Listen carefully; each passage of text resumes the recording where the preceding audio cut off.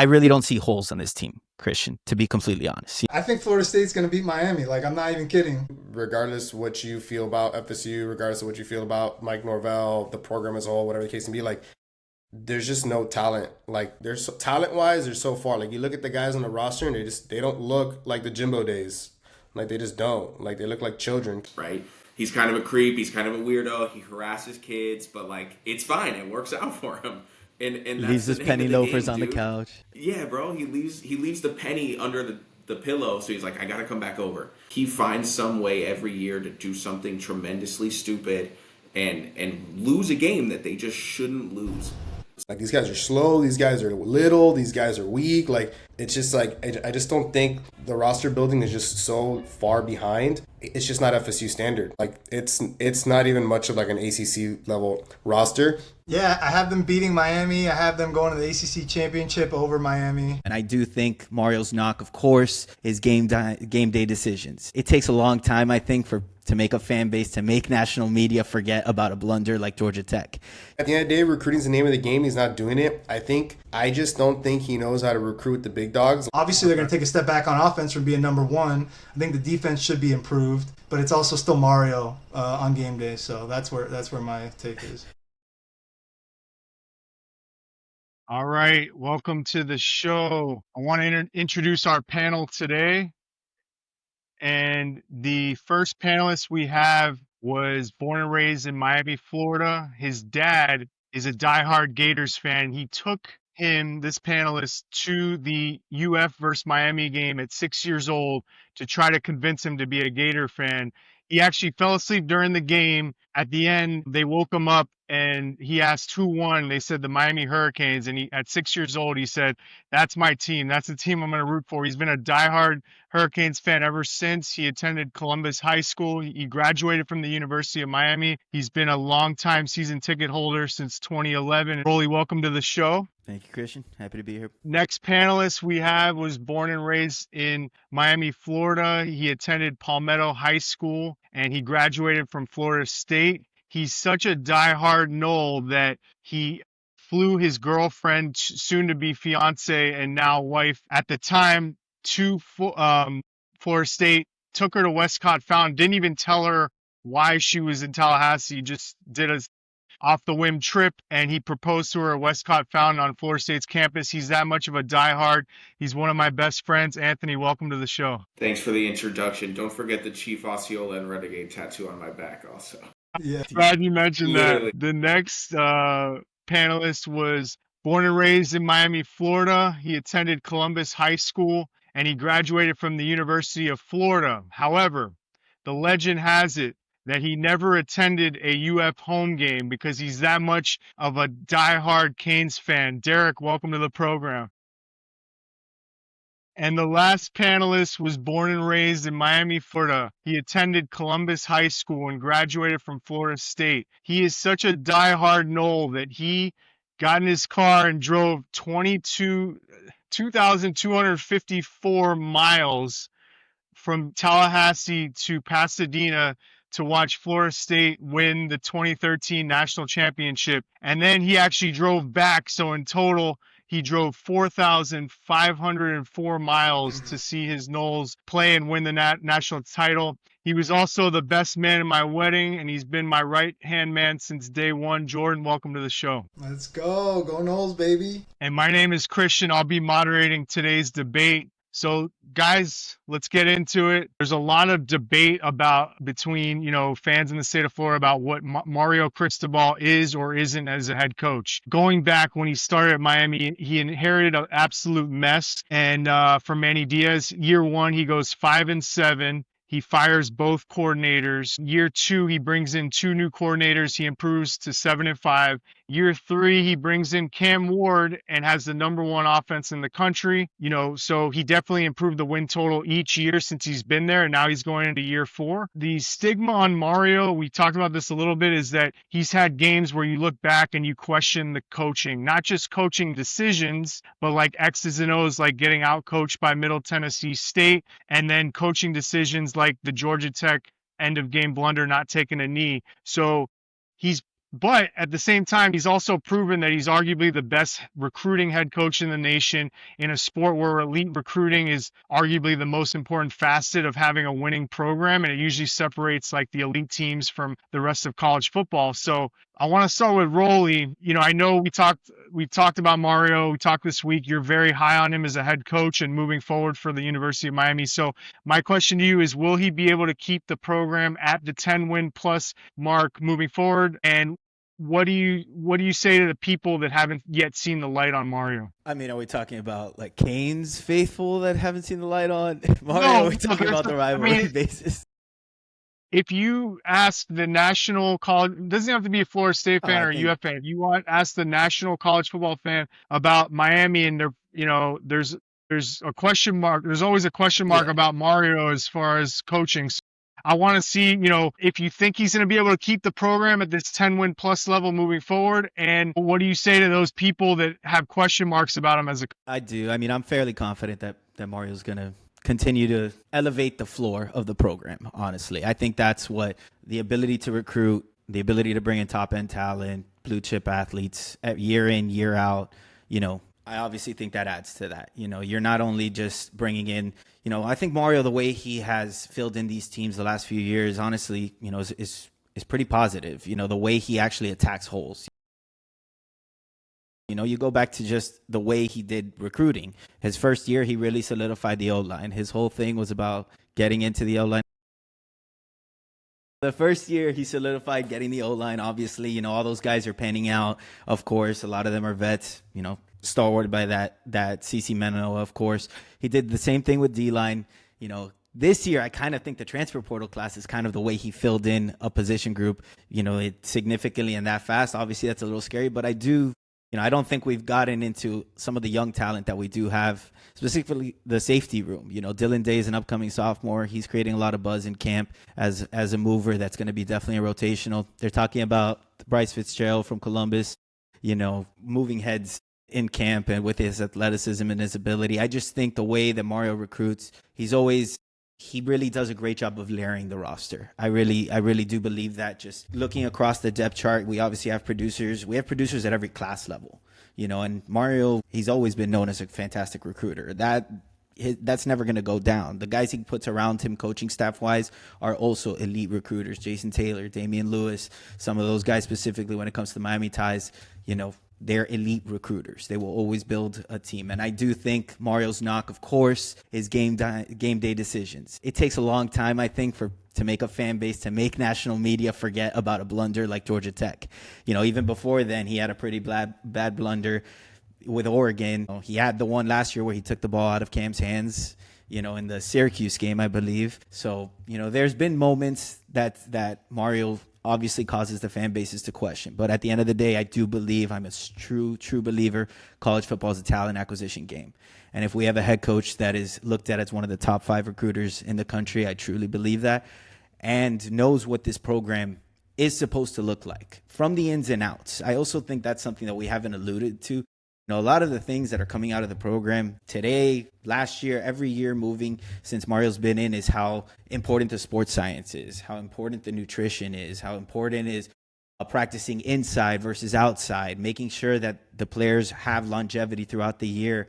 And this year, I think that's even being promoted, because we don't want to have another November, I believe. And I don't think this coaching staff wants another November that they falter. They don't want to have a situation like last year that we have a great year and we have the number 1 offense in the country, but that late November falters removes everything for what we were playing for. ACC title, of course, appearance plus a playoff appearance. So I just think every year has been a step, and I think this year the step is to be in Charlotte and make a playoff appearance. And, overall, I think we have the team that's better balanced to do it. Anthony, you were filming another podcast this past week, and you gave your thoughts on Mario. You said, quote, Canes fans provide excuses for why Mario just can't get it done year after year, despite all the NIL money and talent he has landed. My question is, what do you think about what Rolly truly believes that Mario is going to be a great coach at the University of Miami. He's going to keep the program at the 10-win level consistently moving forward. And so, you obviously made that comment. So what do you think about what Rolly said, and what are your overall thoughts on Mario? I mean, it's what we all knew already, right? Like, I don't think there's anyone that's surprised by it, because there's no one that's going to sit here with a straight face and argue that the guy doesn't get players, right? He's kind of a creep. He's kind of a weirdo. He harasses kids, but like, it's fine. It works out for him. And Leaves that's the his name penny of the loafers game, on the dude. couch. Yeah, bro. He leaves the penny under the pillow, so he's like, I gotta come back over. So unfortunately, like, I agree. I think it's a Jimmy's and Joe's game, and like, they've got him. All he's got to do is get out of his own way. He finds some way every year to do something tremendously stupid and lose a game that they just shouldn't lose. So he's really got to do kind of what Dabo did, right? Like, everybody always made fun of Dabo and stuff before they started winning. And what did he do? He had Brent Venables, insane defensive mind and coordinator. And he had Jeff Scott and Tony Elliott, two incredible offensive minds, two incredible coordinators. And he just said, y'all do that. I'll go get the players. Y'all run that other part.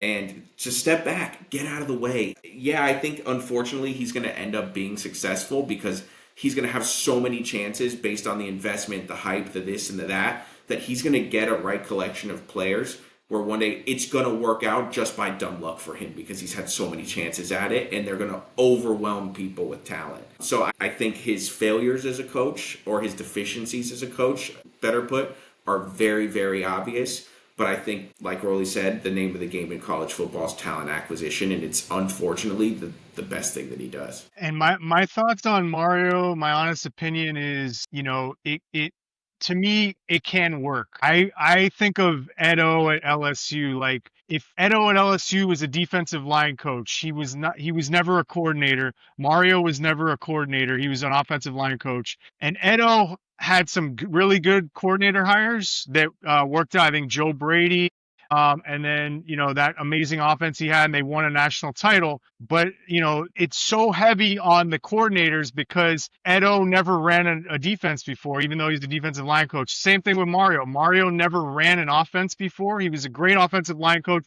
which is great in college football. You need a great offensive line to win. So you're getting that in Mario.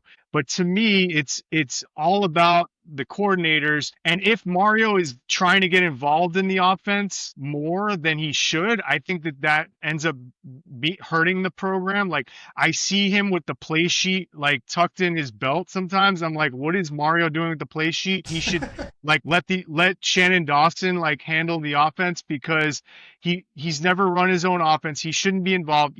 Everyone knows that he wants to run the ball. He wants to create a running team. And I think if it's better for the coordinators to just like not micromanage them and like let them do what they do. So I think it can work because he's a great recruiter, if he stays out of the offense, if he allows and he hires really good coordinators, he brings in talent, and he just lets the coordinators do their thing, and he just like gets better at like when to use timeouts and things like that at the end of the game, I think it can work.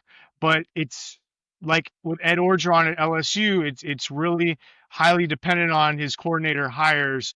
It's not like the average or the normal head coach where like they've been a coordinator at one point, so they're involved with that side of the ball with like game planning. Like, I don't think Mario should be like getting together with Shannon Dawson before the Notre Dame game and like analyzing the Notre Dame defense. I think you just like leave that to Shannon and stay out of it. So if he can delegate and keep bringing the talent, I think it can work really good. But it also can backfire, like we saw with Edo, even though he did win a national title. So that's my honest opinion about Mario. And then I want to get into Mike Norvell. To me, Mike's a fascinating case study. He took over a program in COVID before the 2020 season, a program that was broken after Willie Taggart. He goes 3-6 in year one during that shortened COVID year. Then he goes 5-7 in year two, so slight improvement. Year three, he takes off, goes 10-3. And it looks like, okay, we might have a coach that knows what he's doing. And, maybe the future looks bright. And then in year four, it all came together. He went 13-1. They had a great year. They've had Jordan Travis not got hurt. They have a chance. That team has a chance to win a national title. And, you're thinking at that point, the program keeps building. He can keep it at this level, but it goes from that to just a complete failure in year 5. We talked about it, 2-10 in year 5. Now, this is the new era of college football. It's unknown how likely these scenarios are going to be. In the old college football era, like, you don't usually see a 13-1 team go 2-10. But the new era with the portal, NIL, it could happen more frequently or maybe not. That's why I'm saying it's a fascinating case study. What people think about Mike nationally before last season was he was looked at as a good game day coach, a good X's and O's coach. But after last season, I think it's fair to question his game day coaching abilities, his X's and O's. And I don't think his staff hires have been great other than, Kenny Dillingham, which, I mean, he didn't have the personnel when they had Kenny to run what they wanted to run, but Kenny Dillingham's doing really good at Arizona State. Anyways, he's stigma on Mike. He's always been an underperformer on the recruiting trail. Anthony mentioned that, and that's not something that Nole fans are used to after the Bobby era and the Jimbo era, where we were getting top 5 classes every year. So Jordan, I want to start with you. I know, you at times were pretty low on Mike last year. I haven't talked to you recently about this, but where are you at now on Mike and moving into this season and moving into the future? Your opinion on Mike? Well, there's so much unknown, like going into this season. Obviously, like coming off of last season, it's kind of hard to contrast last season to the year prior for Mike and then analyze like what Mike is or what he will be. I think if we're just looking in the future, he doesn't have much of a leash, obviously, after that 2-win season. And most other programs are depending on the contract situation. If he hadn't just gotten a extension after the 13-win season, he probably it's a fireable offense, 2 wins, right? But because he just got a fresh, brand new contract, the buyout would have been insane. And they're thinking, all right, let's give him one more season. So he obviously has like a really short leash. I had my prediction for what the team's going to do, but like I wouldn't say my confidence is super high on that because I know that the variability of like what the floor can be. I think this season is obviously a boom or bust season, and I'm counting on the fact that Mike had prior to that shown a track record of improving his roster, and then with the coordinator hires improving this season. But I don't know, in a scenario where they win fewer than 7 games, I think Mike's done. I think 6 or less is probably gets him fired this year because if you look at the schedule with the 2 cupcake games, that you should assume to win those 2, then you got 10 more games, and if you go 6-6, that means you won 4 out of those 10 games against actual like I guess Power 4 competition. So he's desperate. He's got these hires. They're desperate. They didn't want to come here to fail. Like, I was shocked that Malzahn and Tony White even decided to come here. So that tells me that they believe in him for some reason. I don't, it wasn't proven from last year, but I just feel like everybody's got a lot riding on this season that they can't, allow themselves to fail. So assuming that they win, in my prediction, 9 games or 8 games, I think that doesn't even guarantee success for next year because you're probably gonna be starting over again in the portal. But I think that will start, hopefully, finally allowing him to be a little bit more consistent with the recruiting. Would be the expectation and the hope. And I think the only scenario where he really works out long term, if we're talking about that, like, do I have any faith that Mike's gonna be the coach in like 5 years? It's all based on they gotta win 8 games this year and use that momentum to turn into something else. But there's just so much unknown. There's so much variability with the roster and with all the changes that have happened. I'm also banking on like the Arizona State leap that they took last year, going from a 3-win team 2 years ago to making the playoff, and teams like Indiana and different teams like in college football in this landscape with transfers, you can make it can work. It can also flop like it did last year for Mike. But I'm banking on, like, with new coordinators and a new roster, that they're going to be discounted, and it's a lot of hungry people. Even the players that came in here, they didn't come here to be on a 2-win team. They want to improve it. So I'm just banking on the fact that there's going to be this is going to more closely resemble Mike prior to last year. Longevity's a question, but yeah. I think he needs to, we talked about the recruiting. He's been too much heavy portal team for the last 3-4 years, and he didn't prioritize high school recruiting enough. He didn't hire enough recruiters, and he's got to change that if he has any chance, I think, of continuing and building a successful program. Derek, I want to get to you. What's your where are you at on Mike, and how do you see the Norvell tenure playing out and playing out over these next few years or year? Yeah, I was gonna say years is might be a stretch. Personally and honestly, this is not even being an FSU hater or anything like that, but like I'm completely out on Mike. Like I just personally don't see it. We spoke about earlier how last year felt like a fluke. I still think the undefeated season was the actual fluke.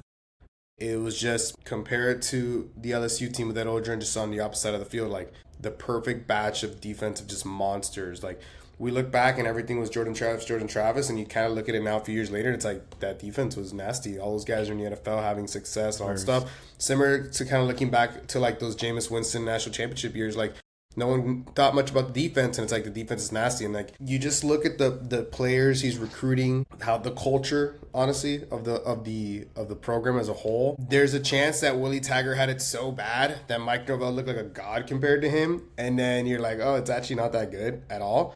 But at the end of the day, recruiting's the name of the game. He's not doing it. I just don't think he knows how to recruit the big dogs. Like people just assume that Mario's a good recruiter because he's a crazy person, but he went to Alabama and like learned from Nick Saban and beyond that staff how to recruit. Like Mike Norvell was in Memphis making the best out of some random 2-star, 3-star guys. Awesome. FSU's just like a whole different level. Like he never learned how to recruit in a big national stage like that. And then in the NIL era, you're going to get commits because you can just throw dollars at people. But if you're not building those relationships and you're just not like a likable person to these recruits, whether it's the parents, the recruits, whoever it is, I don't know. I've never spoken to Mike Norvell in my life. You're not gonna finish. You're not gonna finish because at the end of the day, Georgia, Bama, all these people are just gonna come through and just be like, how much is FSU offering? Okay, let's do it.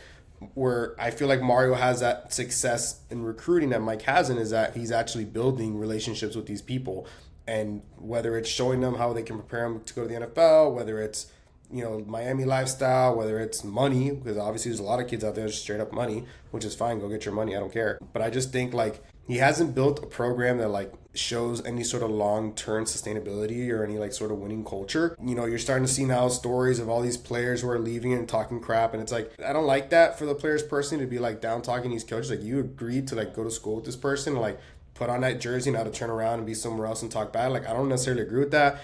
But now you're hearing about all these top recruits that were supposed to be contributors getting kicked off the team, supposed fights with the coach, all that stuff. I don't know how much that's all like supposedly true, but it just all kind of feels like it's like Mike's just trying to kind of hold it all together.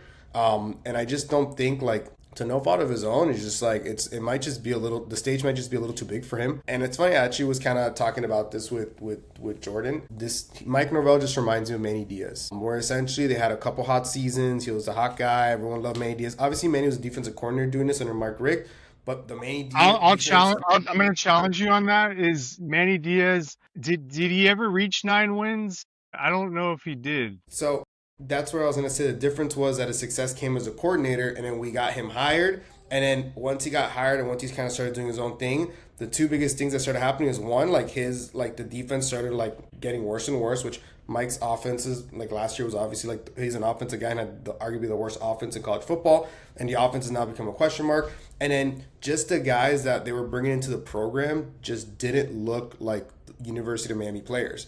And that's the biggest thing with Mike right now. You just look at the roster. That team that went undefeated, those guys just kind of like look different. A lot of the portal guys, for whatever reason, just a good batch of kids. It happens to every single school. But just like now, since that, and even part of the people that were recruiting since he got hired, like I can't even name one high school recruit that's had any success under him. And it's year, what is it now, 5 or 6?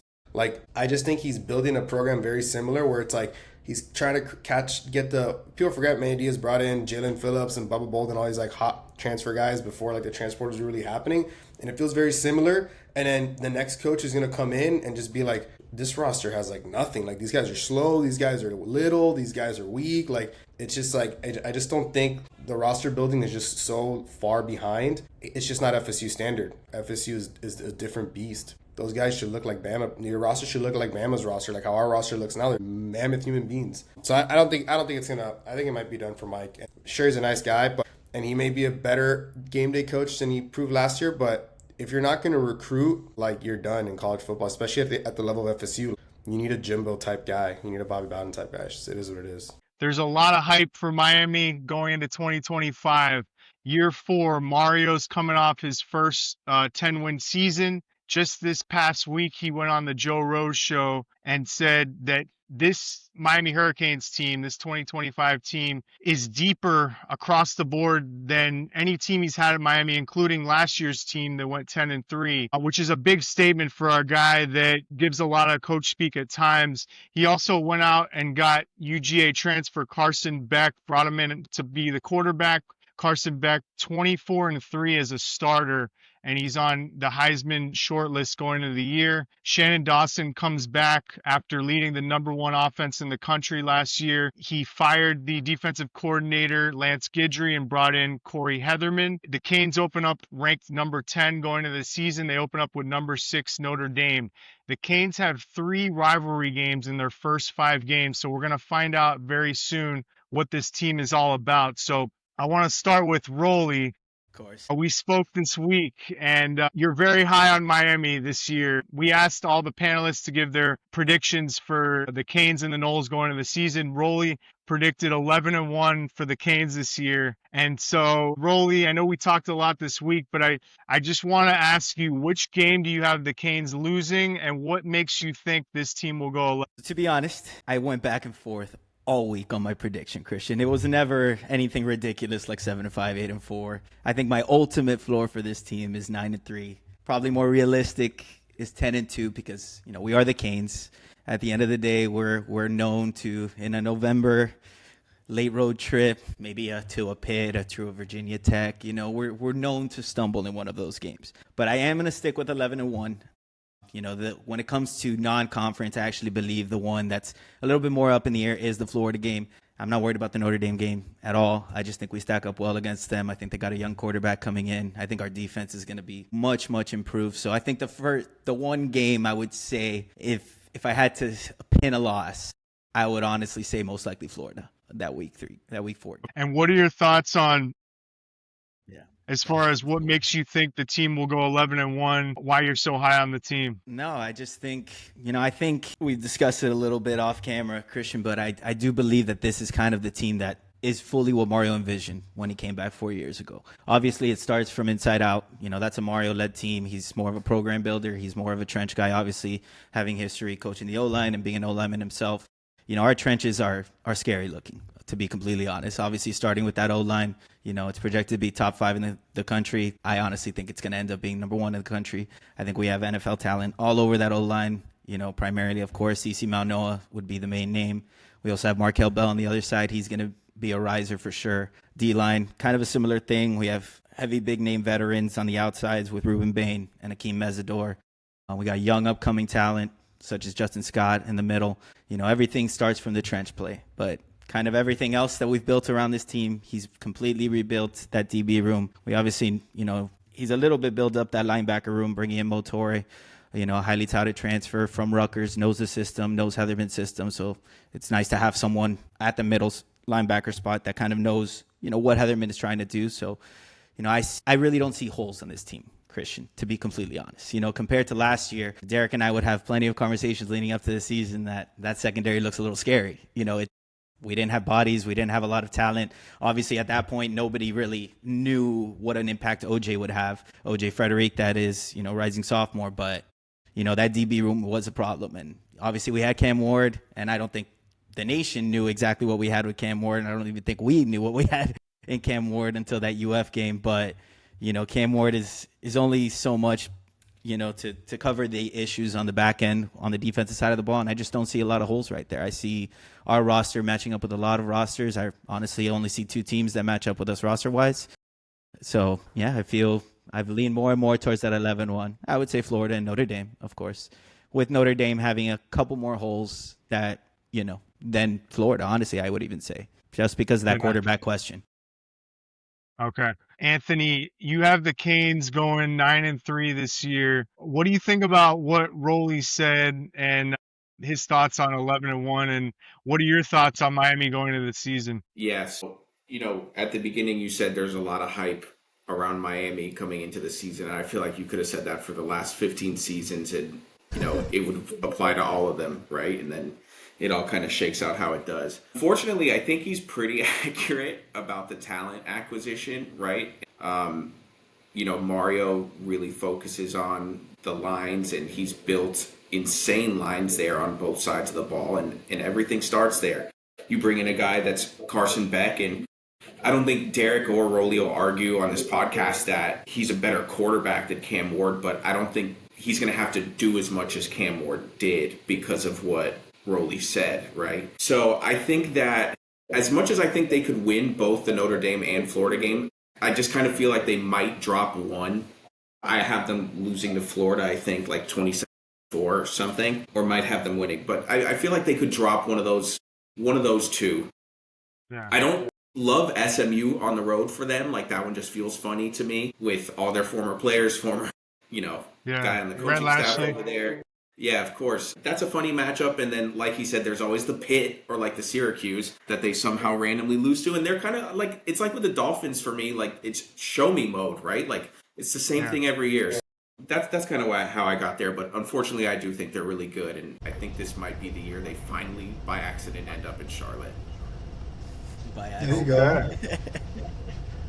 Derek. So Anthony's feeling good. Anthony feels good about the Canes because that was complimentary. No, it was. It was overall complimentary. I mean, the record, I would say, but I understand why you went with that pick. I completely get it. Yeah. I want to get to Jordan.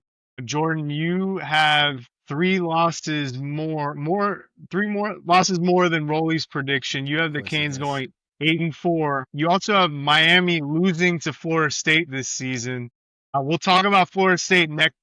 We'll talk about Florida State next segment. So just focus on Miami now. What do you think about what Rolly and Derek are saying about Miami, and why do you think they will fail to meet the fans' expectations this season? Well, first, like the things that I agree with that they were saying, like the trenches, the offensive line should be really good. I think it's 3 returning starters. Is that correct, you guys? And the 3 are really good. Three. It's technically 3, but our 4th is, they kind of split. Yeah, so the offensive line has been great since Mario's been there. The defensive line has also been great when healthy. Like, I think the trenches are huge, and I think that's going to, like, Miami, I guess aside from the Notre Dame game, is going to be favored in every single game because of the talent on the roster and because of the trenches. I think Miami, like, that's going to be the bread and butter. Another thing I'll say in a positive light is, and I've talked to Derek about this, I think I talked to Rolly about this too, that like sometimes I think the defense was put in bad situations last year because of how quickly Cam Ward could like go down the field and score. Yeah. Like most of the scoring drives, Cam Ward was amazing, and it'd be like all it took was one first down, they get rolling, before you know it, big play, they're past the 50-yard line, and then another 2 plays later they're in the end zone. So it was like really fast. And I felt like sometimes that would wear out the defense. And then throughout the course of the season with injuries and stuff, I think the defense just kind of wore out. So I don't necessarily, I obviously expect the defense to take a step as well. And with, the offensive line being, the backbone of the team, with, a proven commodity at quarterback, with a stable of running backs in the room, like I do expect Miami to be more like traditional Mario offense and be more, run heavy. That's always been what he's always wanted to do, even in his Oregon days. Like, it was always run heavy, and throw when needed. I think they had to adjust because Cam Ward was so damn good. Even though they were balanced last year, I think it's gonna be more run heavy. So like that's all my positive stuff. My negative stuff is just based on the negative stuff. Yeah, my negative stuff is just, and you'll kind of see this trend in my predictions for the 3 big teams in Florida. A lot of it's based on last year. So, like, specifically with the Canes, going, where did they finish? 10-2 in the regular season? In the regular season, yeah. With, like, a generational quarterback, like, I feel like, that's where most of my take comes from, is the fact that, like, we can debate this all day, like, what we think the record would have been, if Cam Ward wasn't there last year. But I feel like it was just so underwhelming for having, like, literally the best player in college football that I thought, like, and the number one offense too. That there were games where, like the Cal game, they had to come back down 20 I think it was the Virginia Tech game where they had to Yeah, it was both of those. overturn the Hail Mary, and there was another game too that could have gone either way too. So yeah, I agree with what you're saying there. Yeah, Cam Ward was amazing. So like, who knows how the team? I mean, obviously the game plan looks differently if it's not Cam Ward, but that's kind of where my prediction's based in. And then looking in the schedule, like most years, like it's not like too daunting of a schedule, but I think that the fact that it's Notre Dame and Florida is like, harder than a typical Miami schedule where it's like, like cakewalk usually typically all the way through. So where my prediction of 8 And and not 4, playing Clemson, and again not playing Clemson. We'll play Clemson again. We'll play Clemson. well, Seemingly we'll get every to year you guys avoid Clemson. yeah, we'll get to my ACC championship Pretty sure prediction Emery later, was the but quarterback Miami's that game not as well. Miami's not in going to Charlotte in my prediction. So yeah, looking at the schedule, like yeah, it's top heavy with those big games that are exciting. So like I don't know where, like I haven't made, I'm like 50-50. Like, are they going to start off slow and finish strong? Or are they going to start off strong and finish slow? Because I do see a scenario where they win. Well, I guess all three. I could see them winning all three. Say like they beat Notre Dame, Florida, and Florida State. Why are you putting Florida State at the same caliber? Like that's my serious question. Like it's Well, just it's a rivalry game because of the It's a going rivalry away game. aspect. Don't throw the Okay. records out. All right. No, we could talk about that like when we get more into that specific matchup of those two teams. But FSU like should have no business like roster wise like playing against Miami. But like the general theme here is that I expect Miami in general to like be taking a step back. The fact that like the team won 10 games with the literal best player in the country just tells me like, I would expect them to at least take one step back at 9 wins, but I think more likely is 8 and 4. And big part of that has to do with the Notre Dame game that you guys feel like is not even a conversation worth having. Like in your mind, like that game's already like Canes by 21. I don't feel so. I don't feel the same way about that game, and maybe it's because of how confident you guys are in that game. I feel like it's going to be electric in there, but I don't know why we're kind of just disrespecting the team that went to the national championship last year, even though they're replacing, key, the quarterback and key positions. They're the 6th ranked team in the country, obviously well respected. Freeman plays great defense, like they run the ball great. Like, so I don't see that game as a cakewalk by any means. By the way, the number 1 running back in the country on Notre Dame too. Yeah, and I think they have 2 really good running backs. So I don't see that as a cakewalk at all. So I actually see Miami losing that game, and then from there, I think Florida State's going to beat Miami. Like I'm not even kidding. Like I wouldn't say how confident I am in that. Like I wouldn't say Florida State's going to blow out Miami by any means, but like this is. Like over the last 10 years or so, 15 years, it's been like the joke has been when Florida State was kind of dominant, playing better than Miami. It was like, this is Miami's Super Bowl. Like they're going to get hyped up and they're going to play tough. Like this is Florida State's Super Bowl this year. Like the whole season rides on this game. And I think the schedule sets up pretty well for Florida State where like I think I'm pretty confident they're going to lose to Alabama, but then over the next 3 weeks, we have 2 cupcakes and a bye before we enter ACC play with Virginia. So obviously it's contingent on that Virginia game. I'm counting on us winning that game. I don't feel like super confident about that, but assuming we win that game, the momentum is going to be really high at that point going in, hosting Miami at home in the rivalry game where weird things happen. So I see that as one of Miami's, unexpected losses. And then, like you guys mentioned, we don't have to get back into it, but we know the Louisvilles and the Pittsburghs have given Miami trouble in the past. Yeah, I just see Miami taking a step back this year. Obviously, they're going to take a step back on offense from being number 1. I think the defense should be improved, but it's also still Mario on game day. So that's where my take is. I think the offense is going to take a bigger drop than the defense is going to improve. Specifically, if you just like look across the positions, like I know there's guys that you are excited about, but there's a lot of unproven production. So just the thought of, is the quarterback position going to be better? Obviously, we know it's not, but like it could still be great. Then, you look at specifically receiver, like there was so much production at receiver that's gone. So you're expecting a drop there. You're replacing pieces on the offensive line, tight end, different things like that. So I just feel like, I feel like the offense is going to take a big step back. And I think in those 8 games that they win, it's going to be they're just going to out physical teams, just like keep running down their throats, and they're going to just, like those games they should handle comfortably. But I think teams that can kind of stand up a little bit against the run are going to give Miami's offense problems. Yeah. And for the record, my prediction for Miami is 9-3 this year. I think they're going to be a really good team. The reason why I don't think that they're going to reach the 10-2, 11-1 or higher level is because I have question marks about the defensive tackle position. They're banking on Justin Scott, who really didn't have a lot of production last year. I like Ahmad Moten. And then David Blay, I know he came from, I think, Louisiana Tech. So we'll see. The defensive tackle position has to prove it to me. And then on offense, I think the offense, we all know they're definitely going to not be the number one offense this year.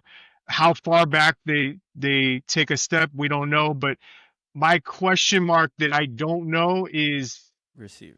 Will Carson Beck, who came from a pro-style system at Georgia, he's been in a pro-style system, he's now going to the air raid offense. Shannon Dawson's background is the air raid, and the air raid principles are different than the pro-style. If you guys remember, Tyler Van Dyke was very good in the spread system under Rhett Lashley, and then he had to learn the air raid, and he had trouble with picking up the new offense. Maybe if he had more years, he would have finally picked it up. But my question is, because Cam Ward came from an air raid system at Washington State, so he already knew the air raid offense. Carson Beck has to basically learn a new offensive philosophy and offensive principles. He may pick it up great. We don't know. But to me, that's a question mark. I have to see it to believe it. If he does, then I think, and if the defensive tackle position plays better than I expect, or that a lot of people expect, then I think they'll go better than 9-3. But that's why I have it at 9-3. So I want to move on to the next topic. Florida State. They're not getting a lot of hype nationally going into 2025, and rightfully so. Say collapsed from 13-1 in 2023 to 2-10 last year, 2024. It's the worst FSU team of our lifetime, and the worst team out of Florida State, Miami, and Florida since the Gator team from 1979 won. Obviously, that's a long time ago, so it just shows how bad the team was. The question marks for this year's team: 0 returning starters on offense. I've never heard of that, and I've been watching college football my whole life. 0 returning starters, maybe 3 returning starters on defense. On top of that, you bring in 2 new coordinators. Typically, college football, that's never really a good formula for success, to bring in 2 brand new coordinators and get it going right away. Usually takes time. And then another question I have is, they went portal heavy again, being 23 new transfers. Another point is that Tommy Castellanos, they bring him in from Boston College as the quarterback. He struggled at BC last year. He got benched in the middle of the season and reportedly left the team in the middle of the season. You tackle that with a very tough schedule. You have Alabama, Miami, Clemson, and Florida, along with the ACC play. So rightfully so, why there's so many question marks about the Noles going into this season. With that, Jordan, I want to start with you. You actually have a different take than the national media. You're predicting the Noles to highly exceed expectations and go 9-3 this season. And we talked about, you have them beating Miami. So my question is, what makes you think this team will go 9-3 and exceed most people's expectations? Yeah, I have them beating Miami. I have them going to the ACC championship over Miami against Clemson, where they'll lose. But so my general thoughts on Florida State, like everything I said about Miami is mostly tied into last season. Like, my stance is that last season was just an absolute fluke. Like, in Mike's years that he has been here, each year that they had gotten better and better and better. Then going into last season, the thought was, let's ride the momentum of being, 13-0 and try to run it back, and maybe we can get a team good enough with a bunch of transfers to maybe sneak into the playoff. That was their mindset, right? They were just trying to keep it alive, brought in a bunch of guys that, ended up not working out, and the team quit. I think the big part of the result on the field last year was just the mentality of the guys and quitting as the season was going on, and just kind of the defense was honestly just got worse throughout the year because they knew that they couldn't count on the offense to do anything, to score more than 14 points. So the defense starts quitting, the offense just keeps running into a brick wall, doing the same thing over and over, banging their head into the wall. So my stance is that last year was a blip on the radar. They go and portal heavy again, so it's obviously like very unpredictable. Like the floor of this team is very, very low. The ceiling of this team, I think, can be high, just based on the pieces that they brought in that I feel good about, and specifically replacing the offensive and defensive coordinators. We know in today's day and age in college football, like teams can make drastic improvements or they can get way worse year over year because it's a new team every single season. So the fact that FSU has a new offensive coordinator and a new defensive coordinator gets me excited that they can turn it around. And then my last point about my prediction is the way that the schedule kind of works out, where I said, I expect Florida State to lose handedly to Alabama in week 1. I just don't think they're going to be ready. In the spring, reports from the spring were that they had a bunch of starters out, so they didn't really get as much accomplished as they wanted to installing new systems. And then they lost the last 2 practices or so at the end of the spring that are crucial practices because of that massive, the shooting on campus, shooting tragedy. So anyways, I don't think they got as much done in spring as they wanted to. And then as summer progressed, they got guys back and healthy. And in the fall camp, they've been really, for the most part, knock on wood, healthy, having most of their expected starters in. But I don't think they're going to be a final product like any team. No team's a final product in week 1. But I just don't think they're going to be like their average yet come the Bama game. But the way the schedule works out, after Bama, you have 2 cupcake games and a bye before Virginia with ACC play, and you kind of look at that Virginia game like really the true start to the season. If you just look at the Bama game almost like a bowl game because it's a month before our first real game. So you have that Bama bowl game, you lose, you got 3 weeks to prepare for ACC play, and by the time Virginia comes around, that's a tune-up game for Miami, and that's why I feel like Florida State's going to put all their eggs into that Miami game to try to make a statement at home. And I see them winning the Virginia and the Miami games and riding that momentum throughout the season. But they're going to lose to Clemson and they're going to lose to Alabama, and I also have them losing to Florida. So that's where I got 9-3. Derek, you have 3 losses more than Jordan. You have the Noles finishing at 6-6. You also, Derek, have Miami beating Florida State this year by a whopping 25 points. Your score prediction is 35 to 10, which I don't know if that was more than last year, but that's pretty big prediction there. Very bold. So what do you think about what Jordan said, and what are your thoughts on Florida State going into the year? You're on mute. So I did find it interesting that Jordan mentioned that this was last year was kind of like the outlier season, which I tend to agree with in terms of 2 wins. But I mean, how many years has Mike Norvell been at FSU now? This is 6, right? This is 6. Okay, and how many winning seasons has he had? Well, every season was getting better. He had the COVID year. So I'm starting to think the undefeated season might have been the outlier, not the 2-win season. For the undefeated season, I think they finished with the 10 wins, I think it was, the year prior. Or was it 9? It was 9 wins and then 12 wins, but besides that, he hasn't had a winning season. So, but besides the point, unfortunately, when it comes down to, regardless what you feel about FSU, regardless of what you feel about Mike Norvell, the program as a whole, whatever the case may be, like, there's just no talent. Like, the talent is minimal at best. Like, Mike has just, for whatever reason, struggled to bring in high school talent consistently. And you just look at the roster, and it just doesn't look like an FSU roster at all. Like, you look at the players, you're just like, you have a quarterback who can't necessarily consistently complete a pass. Like, I know it's going to be very easy early on to start comparing him to, like, Jordan Travis and the mobility and, like, making the crazy plays, all that stuff. but I think it's like it's not comparable at all. Like Castellanos, since his UCF days, has struggled to complete passes. It's gonna be, I think, an electric, one-dimensional offense. Like the running game, when it's going, they're gonna have some like great games. Like the old Gus Malzahn's gonna come out and all stuff. But I just think it's like it's just unrealistic. One, college football is way more pass heavy than it was when Gus was having success with those offenses. And two, just having such a one-dimensional offense is just like it just doesn't work unless you have like an absolute monster of a defense, similar to like when you guys had your undefeated season. Like we look back now, and yes, Jordan Travis actually was like, you can say he wasn't even that great that year. Like he had his moments, but it really came down, and obviously broke his leg in half.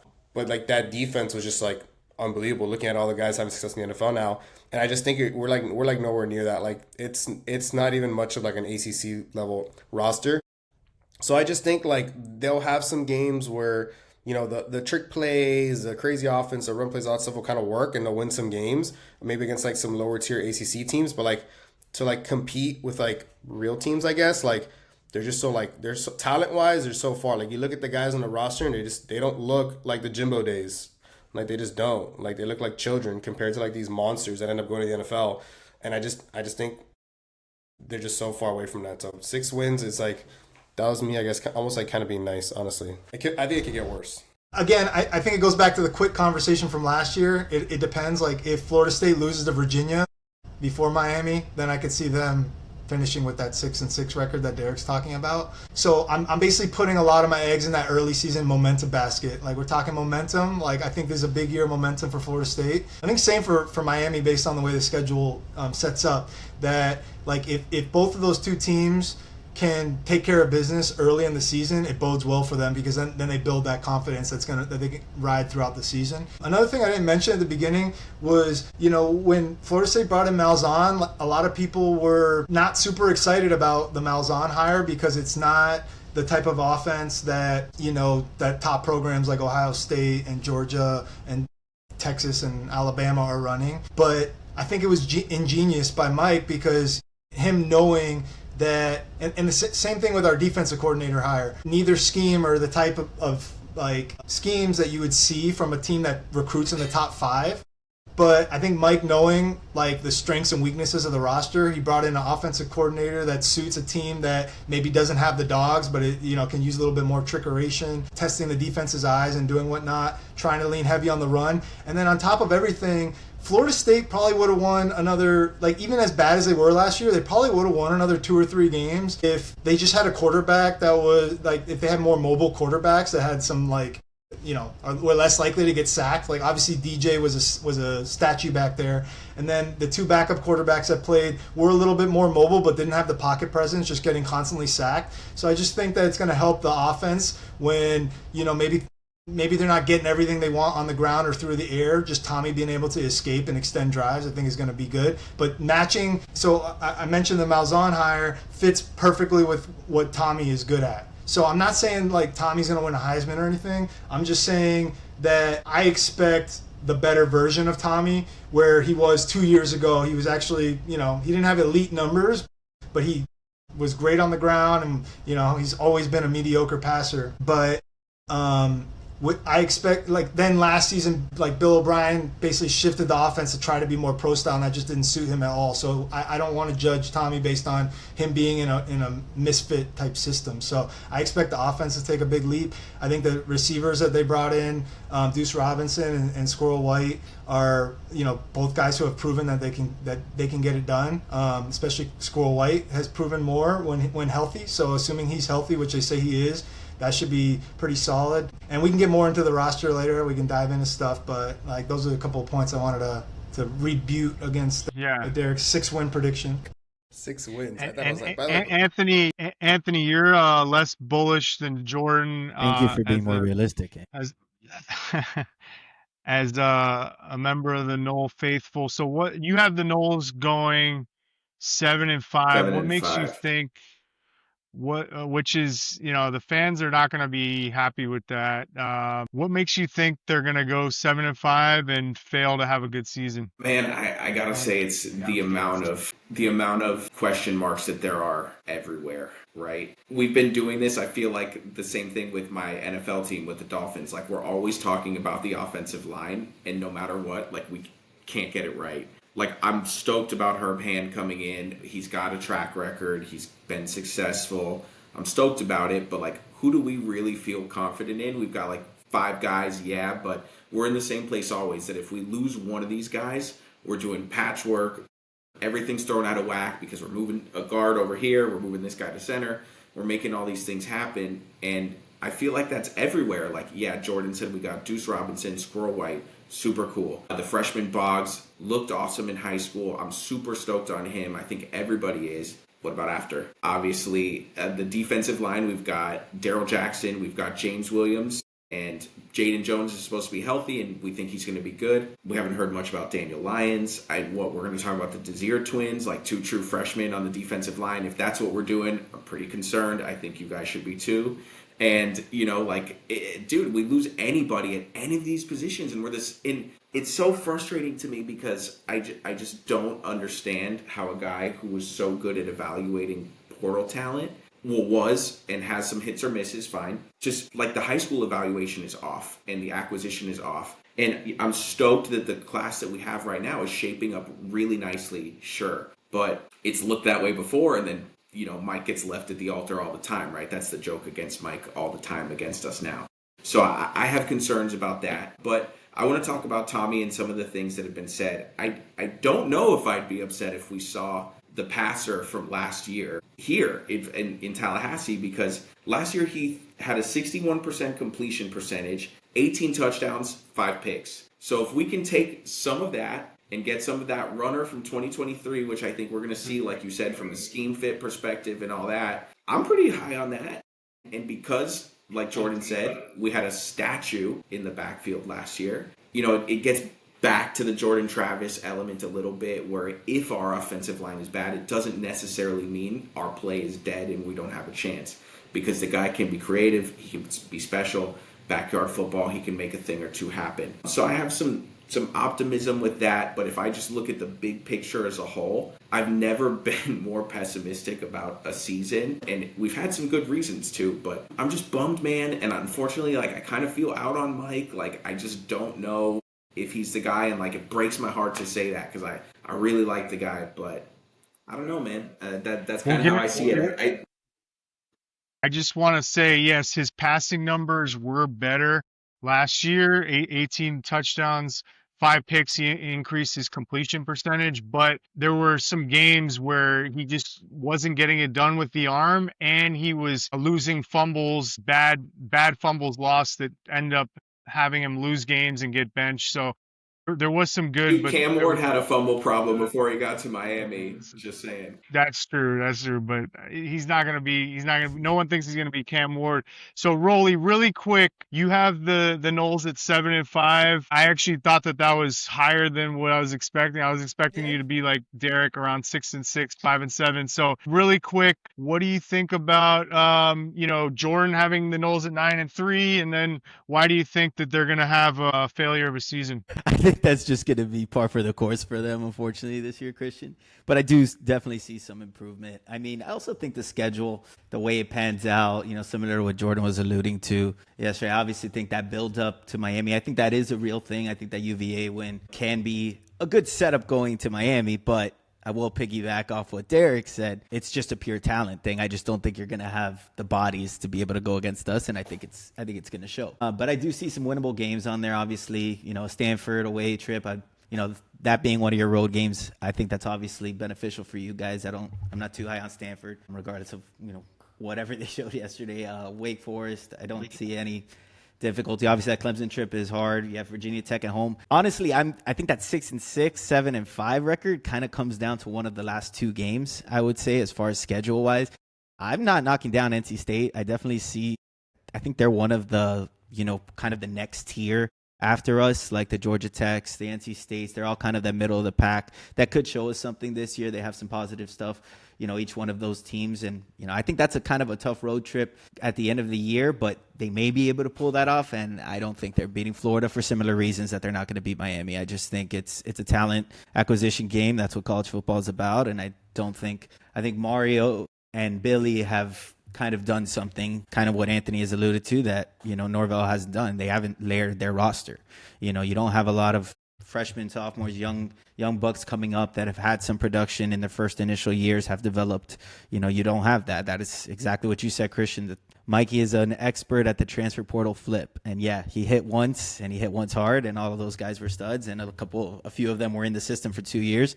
And that's why you guys had, I think, those panning out winning seasons. Obviously, that 13-0 being the most important one. But, I definitely can see you guys take a step. I think it's dependent on those last two games, whether it's 6-6 and 7-5. That great portal class was kind of before like everybody. He was like the first arrival to that party. Also, you know what I mean? Like when everybody showed up, he wasn't getting the first picks out of the bunch anymore. Right. Yeah, that's a good point. The portal's changed. More teams are using the portal than they were back then. And more teams are getting more players out of the portal. Like there were a lot of teams that only take like 5 guys out of the portal, and now they're maybe taking 10. So for the record, my prediction for Florida State, and I'll just be honest, even though I am the moderator of the show and my job is to moderate the debate between the panel, I'm not going to shy away from the fact that I graduated from Florida State. I'm a Nole. It is my job, though, on the show to moderate and be fair, but I'm still going to give my authentic, true take. So for the record, my prediction, and it kills me to say this, but I have the Noles going also 6-6 this year, agreeing with Derek. And I agree with a lot of what Derek said. My biggest concern is that there's too many unproven guys being relied on to start and be dudes or difference makers, especially on the line of scrimmage. I mean, I looked at the most recent depth chart, and I'm just going through the names. On offense, the only guy that I'm like, I can count on this guy, there's only one. It's the tight end, Randy Pittman. He had a great sophomore year at UCF last year, and now he's going into his junior year. I think he's going to be a good at tight end, but the O-line's a question mark. All these with O-line, you need continuity, and like Miami, these guys have been playing with each other for years. All these guys are new transfers in, so I have big concerns on can Gus run what he wants to run? Can the offensive line, gel and have the chemistry that they need to be able to win games? And I have big questions about that. And then we talked about the questions with Tommy with the arm, and then at receiver, people are high on Deuce Robinson, but he only had 396 receiving yards last year. I know he's young. I think he's going into his redshirt sophomore year, if I'm correct. And then Squirrel White, he's just not the same player. I have a really good friend who's a diehard Tennessee fan. Squirrel White was good like 2 or 3 years ago. He had an injury, and he hasn't been the same player since. If you go back, you look at the numbers, and if you talk to like a Tennessee fan, they'll tell you that. So I don't like that they're banking on a guy that just hasn't been the same in Squirrel White. And then you're relying on a true freshman at a receiver in Boggs, which, I mean, who knows, but I think that's kind of a big thing to ask for out of a true freshman to start as the wide receiver 3. And then on defense, every single player has something to prove, in my opinion. There's not one player that I can rely on other than Jerry Wilson at corner. I think Jerry Wilson's going to be a stud at corner. But even Darrell Jackson, who has all the talent in the world at defensive tackle, he still had an off year last year, and he hasn't proven that he can be a consistent, relied upon defensive tackle. So, with your most talented guy, you still have question marks there. The defense, we'll talk. I don't know if we'll have time to talk about the defensive coordinators, but I have concerns about the 3-3-5. I know Tony White had some good defenses, some top 25 defenses at Nebraska and Syracuse.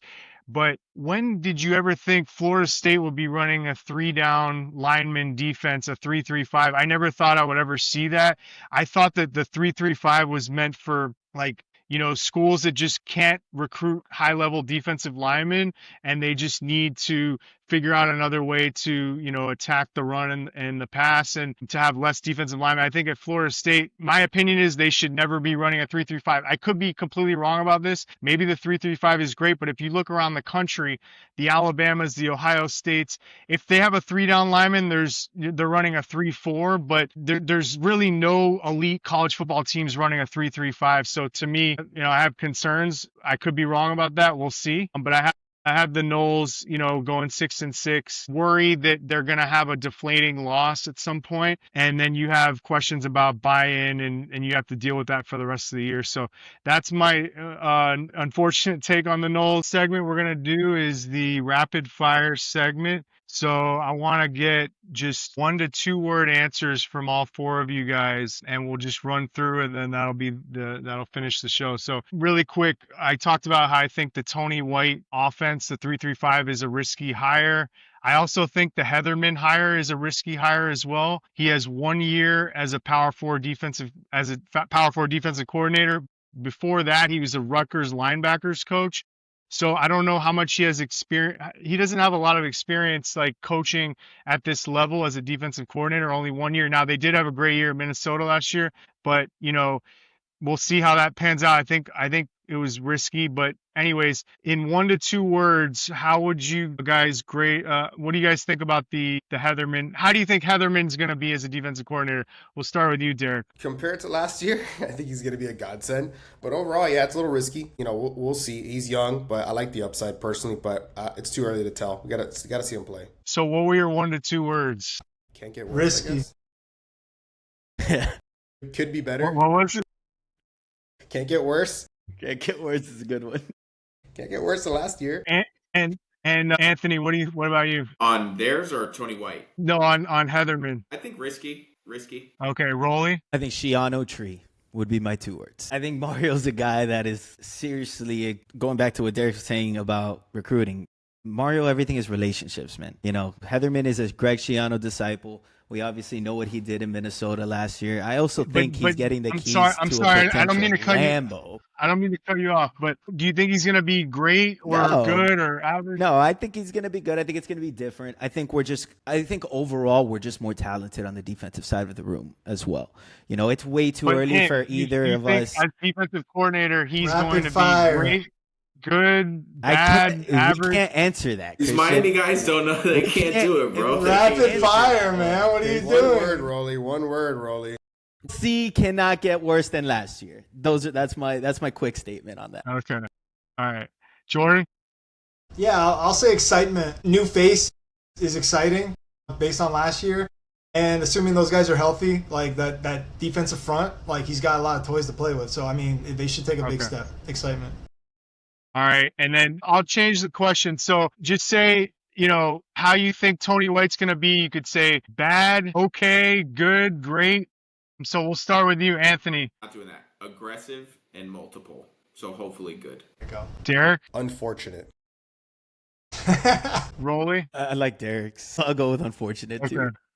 Jordan? I'll go with turnovers because we didn't force any turnovers last year or the last couple of years, and this is going to be a more attacking defense. So we're going to give up big plays, but we're going to get more turnovers. Let's go. Okay, and really quick, I want to get all your guys' UF record predictions. So Derek, I don't remember off the top of my head because we've done so much, but I have them at 7-5. I think they're going to suck. Okay, that's Anthony, pretty good with that record. Schedule. I think 8-4. Unfortunately. I got him at 8-4. They'll get one that we don't expect. I do think they'll get. Jordan? They have a couple opportunities for an upset. Yeah, Jordan? I got them at 8-4 too. I think that they're probably going to be the best team in the state this year, but their schedule is going to give them fits. Yeah, Lagway. Okay, and then the next couple questions are about Beck and Tommy. So you have to answer bad, okay, good, or great. So how will Beck be this year, Derek? I think it'll be great. Jordan? I'll go good. He won't have to do much with that O-line. Rolly? I'm going to say surprisingly great. Anthony? We may have lost Anthony, so we'll keep moving. Tommy Castellanos, Derek, bad, good, great, or okay? I think he's going to be bad. Jordan? I think great when you compare to last year what our quarterback play was. I think it's going to be exciting that, we have a guy that can actually make plays. So I say great. Rolly? I'll give it an okay. It's going to be limited. Okay. And DJ Lagway, how is he going to be this year? The same answers, Derek. I think he's going to be okay. Wow. Jordan? I think great. Like we, I know it's supposed to be rapid fire, but we gotta like talk about this. Like, you know, a lot of people gave him hype last year and his stats weren't really there, but like true freshman, and like I'm pretty sure, didn't he have to come in that Miami game because the guy got hurt? Was it in the game or right before the game? The Florida quarterback. He interception. He did throw a pick. Yeah, I feel like he was kind of thrust into things. He had a lot of weight on his shoulders, but he still makes plays. I expect him to take a leap. Like I'm honestly just think he's too, you know, his measurables and stuff, and like I think he's gonna be good. Great. I think he's gonna be great. Rolly? Yeah, I think Lagway's a real deal. I think he's going to be pretty great. I think that schedule limits them. You know, their ceiling, of course, as a team, but yeah, I think Lagway's going to take a step for sure. Also, considering last year's performance, like they shouldn't even won. They didn't win many games, but they shouldn't even won that many. Like it was, what did they win, 6 or something? But like, you know, they were expected to win 3 or 4 games. The next question is 1 to 2 true freshmen that are going to make the biggest impact on your team. So for Derek, I'm going to Miami, Jordan, Florida State. So Derek, 1 to 2 true freshmen for Miami that are going to make a huge impact. For me personally, I think it's got the receivers, Josh Moore and Tony are going to be the 2 because they're just going to have the most opportunity. Malachi? Yeah, Malachi, Tony, and Joshua Moore, just because of opportunity. Like, there's no obvious people there in front of them, so they're going to have every opportunity to take it for themselves. Whether that's a good thing or a bad thing, we'll see. But those 2 guys, it's kind of like a layup answer, but that's what I think. Jordan for Florida State? I think Florida State, because of their lack of, you know, the recruiting issues that we've talked about, I think they're actually going to have to lean on a bunch of freshmen to be productive at different points in the season. But Usmani Croma, I mean, the first name is weird, Usmani Croma, the running back, like we've talked about him. He seems to be getting all the hype. He's big. He was, you know, a talented recruit, and he's really good at catching the football. I wouldn't even be surprised at all if he leads the team in carries in that Alabama game.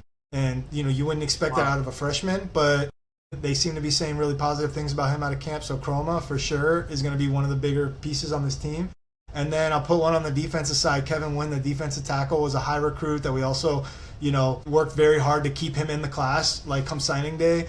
And he's like 330 pounds. He's got all the size. He's strong and he's been showing out in camp. I think he's banged up, so he might not be playing in the Alabama game. But as the season progresses, I think by the time we get to that Florida game, he's going to be, you know, one of our like leaders of the front 7. Yeah, and for Florida State, I'll pick Usmani Croma too. There's more hype for this guy as a true freshman. That he flipped from Georgia on signing day. I think he was the number 3 running back in high school last year. But there's more hype for this guy than I think any running back since maybe Cam Akers. So we'll see if it comes to fruition. I'd pick him, and then for my second one, I picked Javen Boggs, who's going to start at wide receiver 3. And then Rolly, 1 to 2 true freshmen for Miami that are going to make the biggest impact. Yeah, I'll say 1 on each side. I mean, Malachi Tony is definitely the name. I agree with Derek. Joshua Moore is definitely being talked about a lot, but Malachi, I think, is going to be that dude.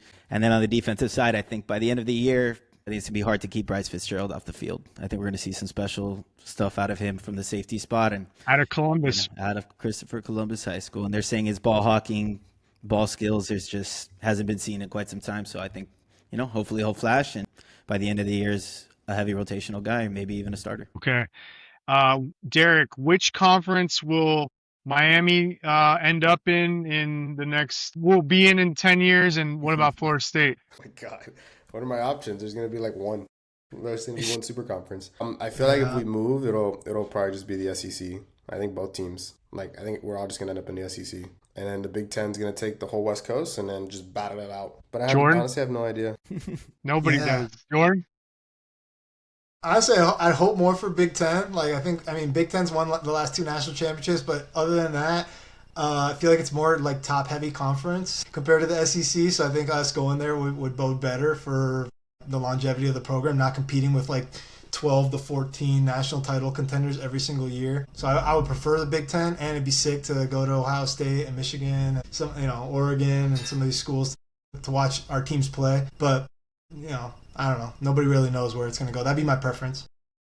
You think Big Ten for both Miami and Florida State? Yeah, I guess. Like, no, I don't know. I haven't really heard anything either way. Like, I would expect them to. I would hope that they would keep them together. Nobody I would has, but hope. like, how do you think it plays out with Miami? I think they're gonna end up being a package deal, like wherever Yeah, it ends up going. Like I I think it'll probably agree. be yeah I agree. I Big think Florida Ten. State and Miami end up in the Big Ten. Rolly, what do you think? Yeah, I mean, I haven't heard too much on it. I definitely think there's more that comes out of the FSU side for that. As of right now, I definitely agree that it's a package deal. I think any conference would want them both. They bring eyeballs to that rivalry no matter what. I definitely would prefer the Big Ten, 100%.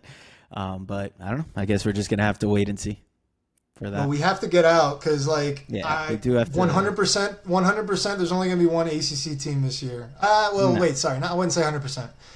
If Miami wins the ACC, then I think there'll be two because Clemson. But if like, if Clemson and Clemson is Miami the are both in the ACC title, both will be going to the playoff, Jordan. yeah, it depends. Like I think last year, Clemson having the worst record going into the conference championship. That's the only reason SMU ended up making it is because they had the better record. But I think if Clemson is the team we expect them to be and they're the top team, they take care of business, and then they also win the ACC, then I think there's a chance that only one team gets in.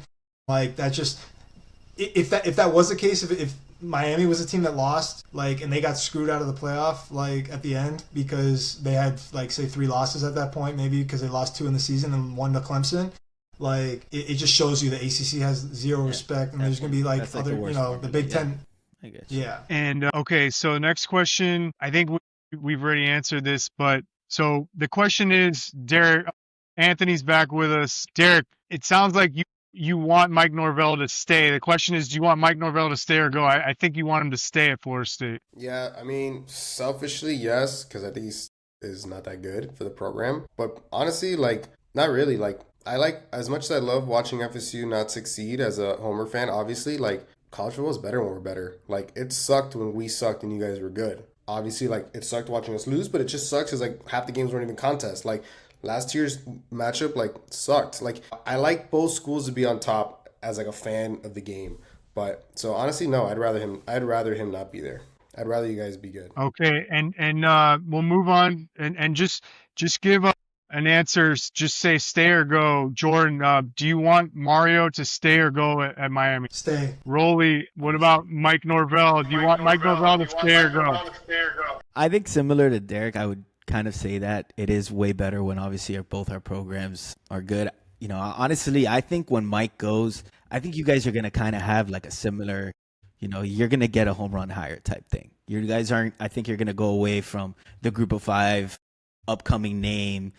But I'm sorry, I don't mean to cut you off, Rolly, but just give me stay or go because we got to keep it moving. All right, go, go. I would say go, And stay or go for Mario. stay, of course. Go for sure, man. He's gonna get the cupboard full enough one day. Okay. Just say the name of the player, but best quarterback. Actually, I already assume I tell me if I'm wrong, but for Derek and Rolly, is Cam Ward the best quarterback you've had at Miami in your lifetime? Would you agree? Yes? Yeah. Yes. 1,000%. Okay. And Anthony and Jordan, would you agree Jameis is the best quarterback Florida State? Yeah, dude, Yeah, for sure. Okay.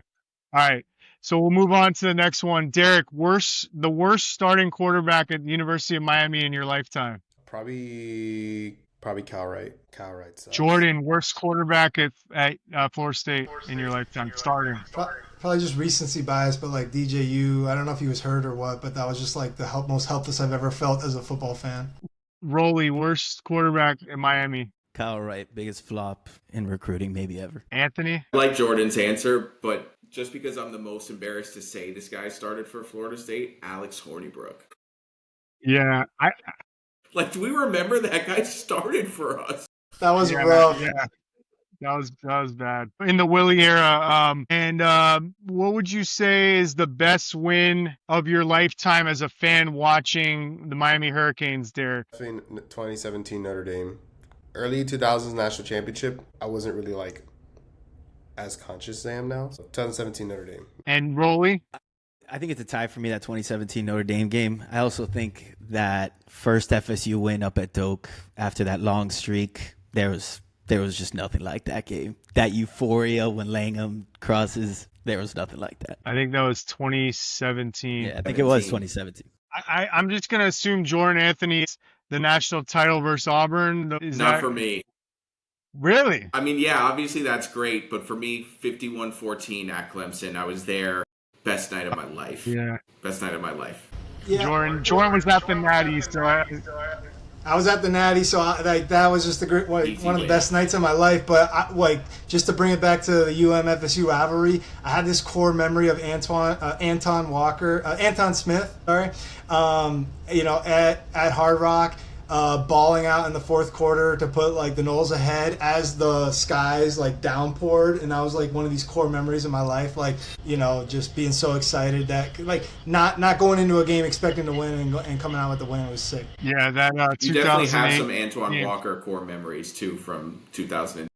Yeah, Yeah, a lot of yeah. Antons and Antoines. Tippy toe, shimmy shake Walker. And then worst loss of your lifetime as a fan of the Miami Hurricanes, Derek.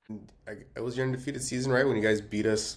Like, we almost got the interception. They called it back, and then you guys bombed the next play and beat us like 50, like a million. I don't remember what year that was. That was the undefeated season, right? Oh, are you talking about the 2013 season when it was kind of close and then we pulled away? No, recent in Hard Rock. With Oh, the blowout, the The 45 to blowout in Hard 3. Rock. Yeah. 45 to 3. Yeah, Where we that was literally started off 2020. the game with like a 3 and out. Then they called a holding on James Williams or something like that, or PI, and then it was just like we just didn't play for the rest of like the game, that game, like in person And- in there, like sucked. Jordan Anthony, I'm gonna assume it's Jacksonville State, but if not, let me know. It's kind of a tough question because like there's losses that hurt the most because you shouldn't have had any business losing that game, and there's other ones where it was just a close nail biter game that sucked, like the Georgia Tech game at Georgia Tech with like that kick six thing Block with field Lyle. goal, yeah. Like that one really stung. Or like the NC State game in 2012 when we like scored 16 points in the first half and then we didn't score in the second half and we lost and we had national championship aspirations that year. So there's a lot of them. And then the Miami game You had when to we pick were the one. If you had Okay. to pick one, worst loss.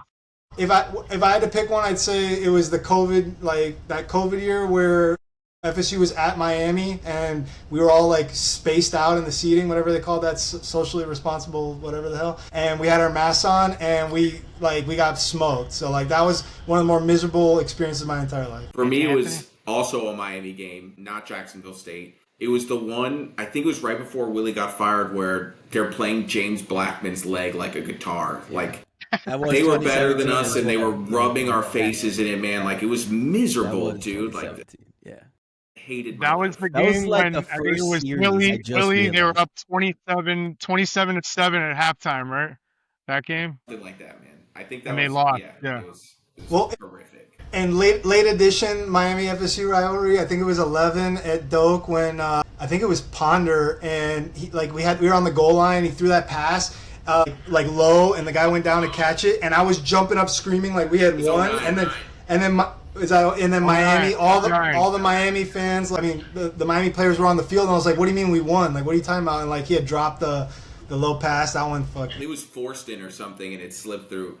Yeah. Yeah, for the record, my worst loss was Jacksonville State of all time, and then my worst loss against Miami was the 2009 game because my true freshman season, first game as a student. So not that I played, I wasn't on the team, but my freshman year as a student. And then best and worst recruiting flip of your lifetime, Derek, like the best recruiting flip Miami ever got in your lifetime and the worst flip against Miami in your lifetime that you remember as a fan. So I guess technically it wasn't a flip, but us flip-flopping Yerby and Dalvin Cook was probably the worst recruiting loss in my entire life. But he never committed to Miami, I know, though. that's why, He but, only like, committed to Clemson, and he committed to Florida. Yeah, but the untold story was Yerby was going to go to FSU, Dalvin was supposed to end up at UM, but they didn't want to play together. They played in Central, whatever. But that, to me, is the biggest recruiting loss.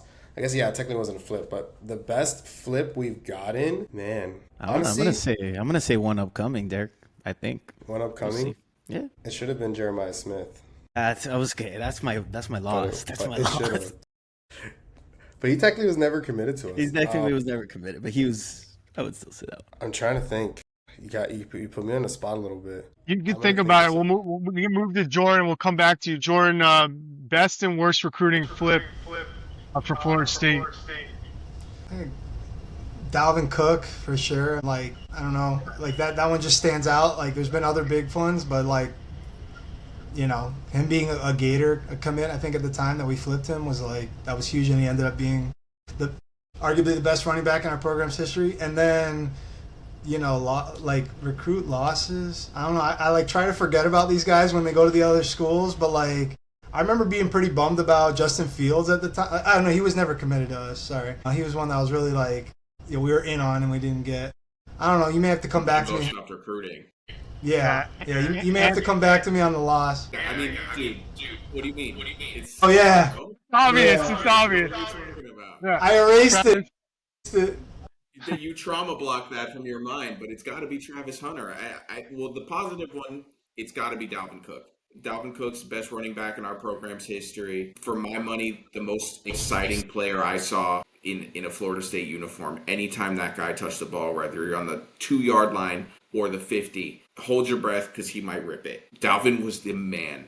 And then again, I think there's no argument. The worst is Travis Hunter because what it did from a perception standpoint for the program. I mean, that kid clowned us, dude. And unfortunately, perception is reality. And then it became the funny thing to do was kind of rag on Florida State. And I don't know that we've shaken that off just yet. Yeah.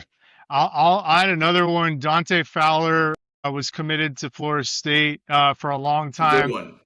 He flipped to Florida on signing day, and he could have been on that national title team. And Yeah, that with one Mario really, Edwards and yeah, dude. yeah. So the last question I have for the show is the most respected rival player you have on offensive defense in your lifetime watching. So Derek, we'll start for you. The player you respect the most from Florida State on offense and defense, and then we'll go, and then Jordan and Anthony will say their same about Miami. For offense, it's Dalvin Cook. Like, it was, I actually liked him. Like, which is crazy to say that I actually enjoyed an FSU player. Like, to me, Dalvin Cook 100%. He's like one of my all-time favorite not UM players. And on defense, honestly, maybe this is like a little nostalgia, but like the Derek Brooks, Simeon Rice, like old school, like more as like NFL fans, you end up like kind of respecting them like within the NFL. So those are probably my picks. Jordan, the most respected Miami player, offense and defense. I'll go. I really liked like Jalen Phillips and the other defensive end. What was his name, guys? The one that's on the Bills. Grusso. Yeah, Greg Rousseau. Those guys, I know they flip-flopped years that they were healthy, but like I just thought those guys were studs. I am a big fan of Ruben Bain right now, actually, too. Like, I kind of like him. And then on offense, like, I was a big Restrepo fan. Like, I just loved like everything about his story and like how big of a stud he was. I don't know if it's just recency bias. Cam Ward, like, respect the hell out of that guy too. So it's just like, you know, it might just be too much recency bias. I was trying to go back a little bit, you know, prior years, but that's what I got. So for mine, I have Sean Taylor on defense. I'd say he's my number one most respected, probably favorite Hurricane of all time. And then on offense, I'll go with Santana Moss. He was so electric. I love watching him at Miami. I watched him live in the Orange Bowl. And so I'll go with those two. And then we'll get Anthony's and then Rolly's, and then we'll finish up. I'm going to split my offensive ones between Devin Hester and Andre Johnson. I don't think I need to explain really either. It's obvious. And I was going to do Sean Taylor, but I'll take another Hurricane safety and I'll go Ed Reed. Same reasoning. Speaks for itself. Rolly? I'm going to do some recency bias for sure. I have so much respect for Jordan Travis, what he did for you guys those 4 or 5 years, and just his story, just going, you know, obviously leading up to the injury, but, you know, J Trav 100%. On the defensive side, I would say those 2013 guys were just, you guys had some monsters on the back end. You know, Derwin's, Jalen's, like, you know, all of those guys I have mad respect for just because I wanted them on my team, I would say, you know, on the back end. But yeah, I would say those few. All right, guys. Thanks for joining today. And we'll look forward to the next episode. You guys have a good one. Thanks, you guys. Thanks, everybody. Go Noles. Go Canes, baby. Go Canes. See you guys. Later.